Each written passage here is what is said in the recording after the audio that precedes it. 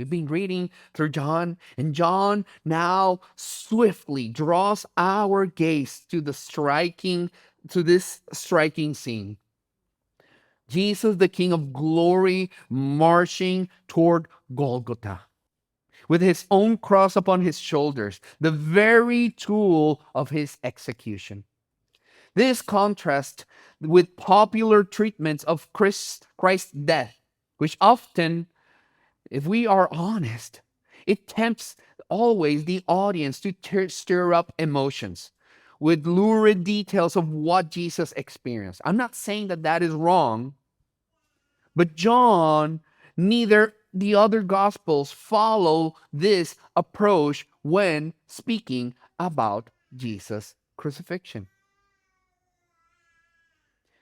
When the apostles mentioned the crucifixion, they knew their original audience understood a good deal of what is involved in a crucifixion.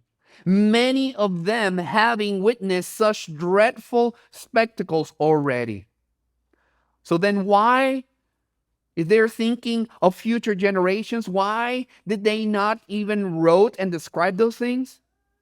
It is for us, for our attention to be placed on what has been central to the theme of that gospel. In this case, John focused on Jesus' unyielding resolve, his perfect obedience to the Father, and the flawless execution of the divine plan. Even as he embraces profound suffering, this deliberate focus, it just thunders to the truth of the Father's sovereign will and the Son's unwavering submission. So, John rightly declares Jesus carried his own cross. And he tells us in a startling brevity, why is that? There they crucified him. And he doesn't bring any embellishment of what happened. He doesn't extend a description. He just brought a stark reality.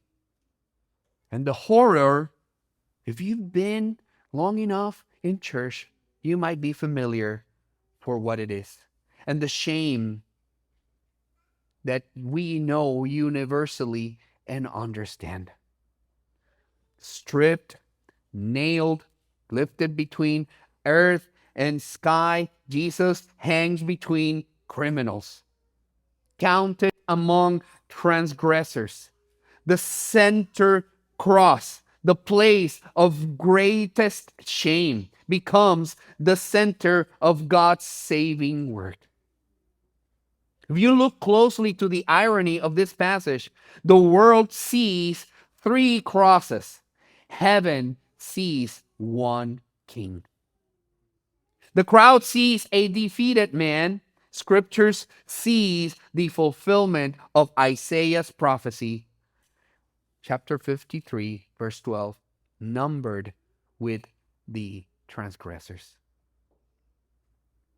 The soldier sees another execution. The father sees the enthronement of his son.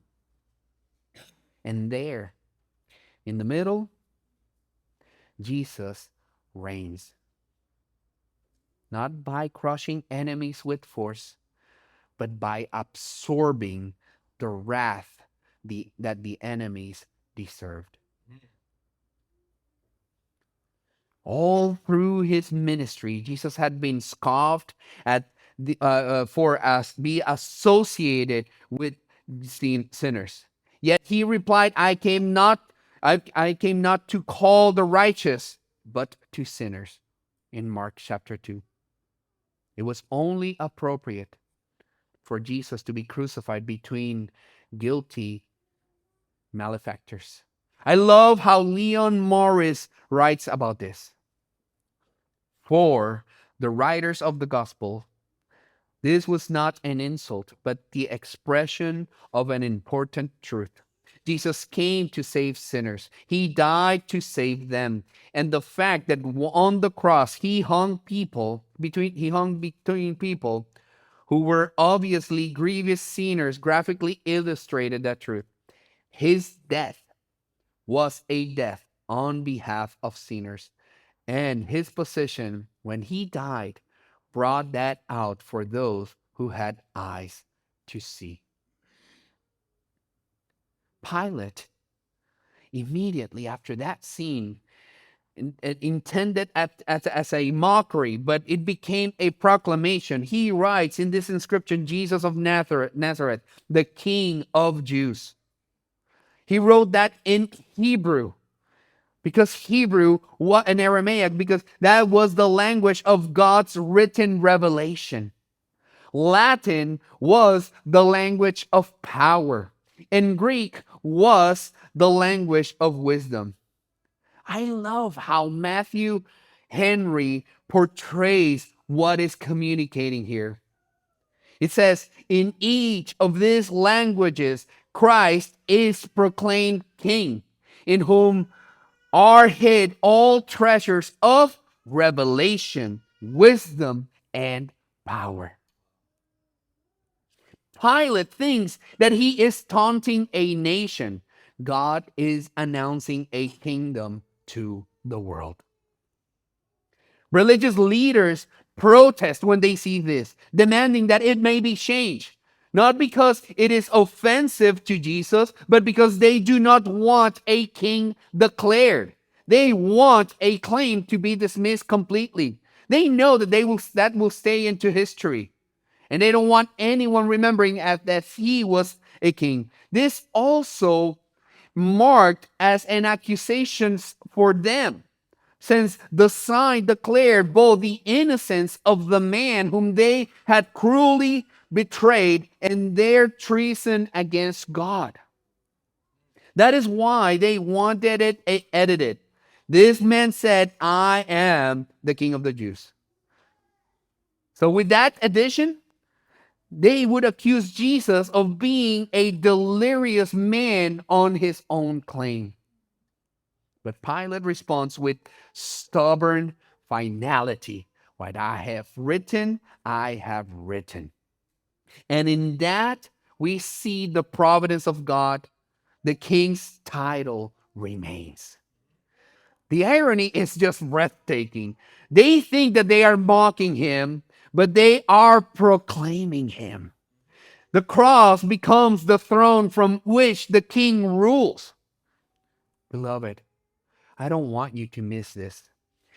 Has theological weight in this moment. It was God's will that truly would not be altered. And God's declaration of the righteousness, glory, and dominion of his Son can never be annulled by the indignant unbelief of rebel mankind.